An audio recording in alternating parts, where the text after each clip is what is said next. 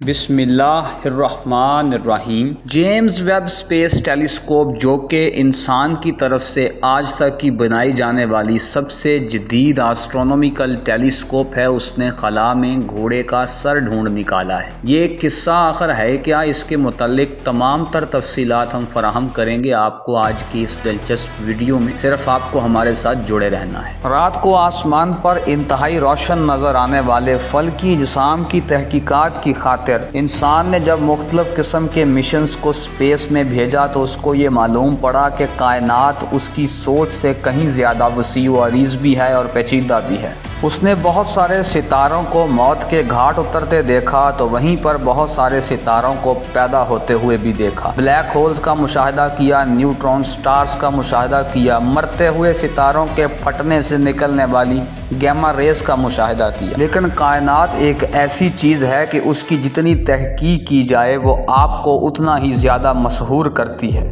اور انسان نے جیسے جیسے زیادہ سے زیادہ کائنات میں تحقیق کی اس کو یہی معلوم پڑا اس نے شاید ابھی کچھ بھی تحقیق نہیں کیا، کیونکہ کائنات کا سکیل اتنا بڑا ہے۔ جہاں پر انسان نے کائنات میں بہت ہی عجیب و غریب اور حیران کن اجسام کا مشاہدہ کیا، وہیں کائنات کے ونڈرز میں سے ایک ہوتا ہے نیبولا۔ ایک نیبولا در حقیقت ڈسٹ کا، گیس کا اور سموک کا ایک ایسا جمگٹھا ہوتا ہے جو اس وقت تشکیل پاتا ہے جب ایک ستارہ اپنی زندگی کا دورانیہ مکمل کر کے اپنی ہی کور پہ کولیپس ہو جاتا ہے۔ اس اثناء میں ایک بہت بڑا دھماکہ جس کو عرف عام میں سپر نووا کہا جاتا ہے وقوع پذیر ہوتا ہے، جو بہت بڑی مقدار میں ریڈیشنز اور توانائی کے اخراج کا باعث بنتا ہے، اور اسی دھماکے کی وجہ سے گیس، ڈسٹ اور سموک کے یہ بادل تشکیل پاتے ہیں۔ جہاں پر یہ ڈسٹ اور گیس کے بادل زیادہ ڈینس یعنی زیادہ کثیف ہوتے ہیں، وہاں پر وہ گریوٹی کے زیر اثر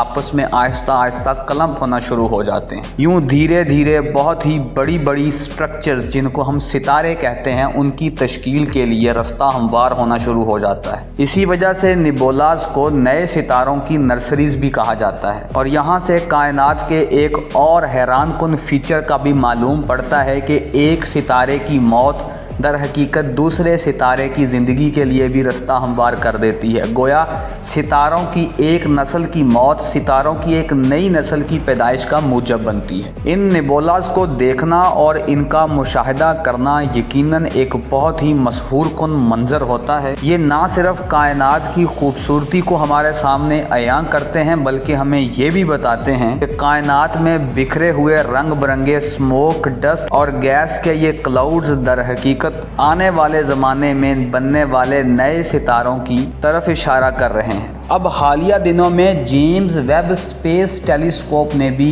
ایک انتہائی منفرد اور دلکش نیبولا کی ایک تصویر کو کیپچر کیا ہے۔ اس نیبولا کو منفرد اس لیے کہا جا رہا ہے کیونکہ اس کی تصویر کو دیکھ کر یہ واضح طور پر پتہ چلتا ہے کہ اس کی شکل در حقیقت ایک گھوڑے کے سر کے ساتھ ملتی ہے، اسی لیے اس نیبولا کو ہارس ہیڈ نیبولا بھی کہا جاتا ہے، اور اس کا دوسرا نام برنارڈ 33 بھی ہے۔ یہ ہارس ہیڈ نیبولا ایک بہت ہی بڑے مالیکولر کلاؤڈ کمپلیکس کا ایک چھوٹا سا حصہ ہے جس کو اورین مالیکولر کلاؤڈ کمپلیکس بھی کہا جاتا ہے۔ یہ ایک ایسا بڑا علاقہ ہے جہاں پر نئے ستاروں کی پیدائش انتہائی تیز رفتاری کے ساتھ اور انتہائی ایکٹیولی وقوع پذیر ہو رہی ہے۔ یہ ہارس ہیڈ نیبولا ہماری زمین سے تقریباً 1300 لائٹ ایئرز کے فاصلہ پر موجود ہے، اور کچھ سورسز کے مطابق اس کا اصل فاصلہ 1375 لائٹ ایئرز کے برابر ہے۔ یہ ہارس ہیڈ نیبولا اس لیے اس قدر روشن ہے کیونکہ اس کے بائیں کنارے پر اوپر کی طرف ایک انتہائی ینگ سٹار موجود ہے جو اپنی روشنی سے اس کو ایلومینیٹ کرنے کا کام کر رہا ہے۔ ہارس ہیڈ نیبولا کی یہ جو ڈسٹنکٹو ہارس ہیڈ لائک شکل ہے یہ اس لیے وقوع پذیر ہوئی ہے کیونکہ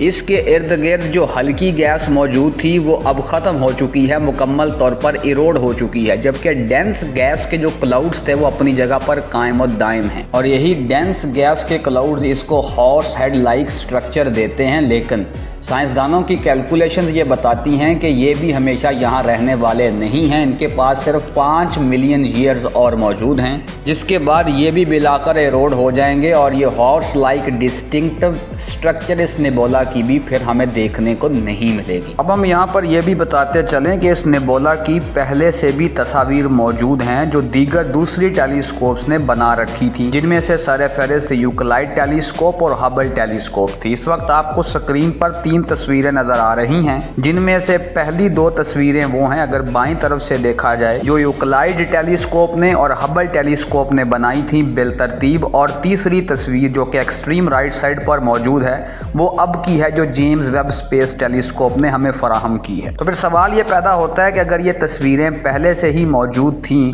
تو اب جو تصویر جیمز ویب اسپیس ٹیلیسکوپ نے دی ہے اس میں آخر خاص کیا ہے؟ جیمز ویب اسپیس ٹیلیسکوپ کی طرف سے بنائی جانے والی تصویر اس لیے منفرد ہے اور یہ دیکھا بھی جا سکتا ہے کیونکہ اس نے ہارس ہیڈ نیبولا کے ایک مخصوص حصے کو کیپچر کیا ہے اور یہ امیج انتہائی کلوزڈ اپ امیج ہے۔ JWST نے در حقیقت اس ہارس ہیڈ نیبولا کے اوپر والے حصے کو فوکس کیا ہے۔ آپ یوں سمجھیے کہ جیسے آپ گھوڑے کے سر کے اوپر موجود مین کو فوکس کریں، تو یہ بالکل ہارس ہیڈ نیبولا کی در حقیقت مین ہے یا اس کا مین والا حصہ ہے۔ اب بظاہر تو تصویر کو دیکھ کر یہی معلوم ہوتا ہے کہ ہارس ہیڈ نیبولا کا یہ جو مین والا علاقہ ہے یہ بڑا ہی کوئی مختصر سا علاقہ ہے، لیکن ہم آپ کو بتاتے چلیں کہ اس کی ویڈتھ 0.8 لائٹ ایئرز کے برابر ہے اور ایک لائٹ ایئر میں 9 ٹریلین کلومیٹرز ہوتے ہیں۔ اب آپ اس ہارس ہیڈ نیبولا کے اس مین والے ریجن کو ذرا قریب سے دیکھیے، باٹم کی طرف آپ کو نیلا رنگ نظر آ رہا ہوگا۔ یہ نیلا رنگ اس بات کی نشاندہی کرتا ہے کہ یہاں پر مالیکیولر ہائیڈروجن موجود ہے جو انتہائی سرد ہے، اور اس نیبولا کے مرکزی حصے کے اوپر کی طرف آپ کو جو لال رنگ کی کثرت دکھائی دیتی ہے یہ اٹامک ہائیڈروجن کی موجودگی کا پتہ دے رہی ہے، اور اس نیبولا کے اوپر آپ کو ستارے اور گلیکسیز چمکتے ہوئے نظر آئیں گے۔ ایک دفعہ پھر جیمز ویب اسپیس ٹیلیسکوپ نے کائنات سے متعلق ہماری حیرانگی میں اضافہ کیا ہے۔ جیمز ویب اسپیس ٹیلیسکوپ نے ہارس ہیڈ نیبولا کا جو کلوز اپ امیج ہمیں فراہم کیا ہے، اس سے نہ صرف ہمیں اس نیبولا کے متعلق مزید معلومات کا پتہ چلے گا بلکہ ہم کائنات کے مختلف فینومینا کو بہتر انداز میں سمجھنے کے قابل ہو جائیں گے۔